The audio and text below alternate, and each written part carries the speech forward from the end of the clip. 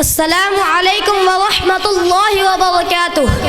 الحمد لله على إحسانه والشكر له على توفيقه وامتنانه، وأشهد أن لا إله إلا الله وحده لا شريك له تعظيما لشأنه.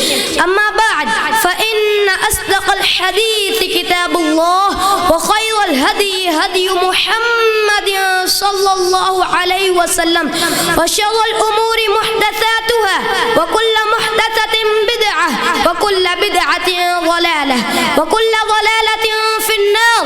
أيها المؤمنون، إن القرآن كلام الله غير مخلوق، وإنه لتنزيل رب العالمين، نزل به الروح الأمين على قلبك لتكون من المنذرين بلسان عربي مبين، وإنه لفي زبر الأولين.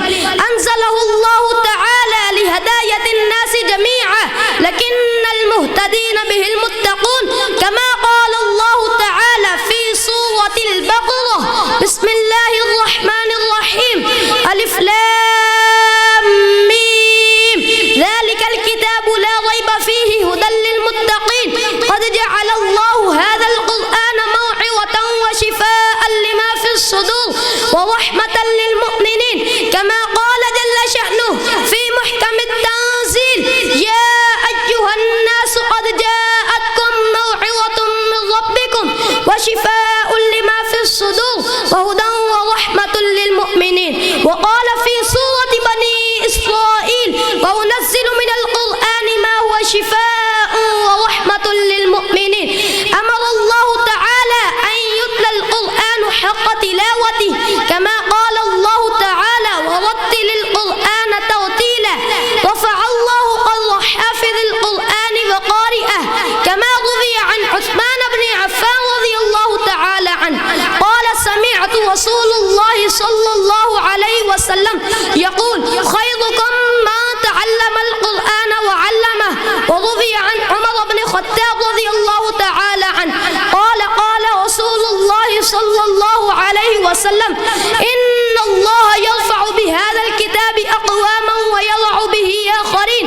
يقال لحافظ القرآن يوم القيامة عند دخول الجنة: اقرأ وارتقي ورتل كما كنت ترتل في الدنيا، فإن منزلك عند آخر آية تقرأها.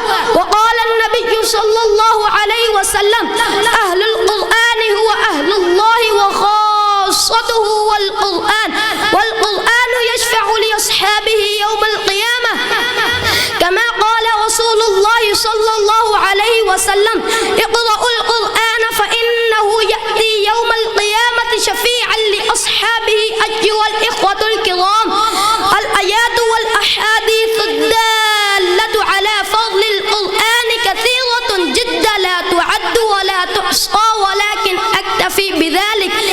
أسأل الله أن يوفقني وإياكم لتلاوة القرآن وفهمه وتعمل به، وصلى الله على سيدنا محمد وآله وأصحابه أجمعين، ومن تبعهم بإحسان إلى يوم الدين، وما علينا إلا البلاغ المبين. والسلام.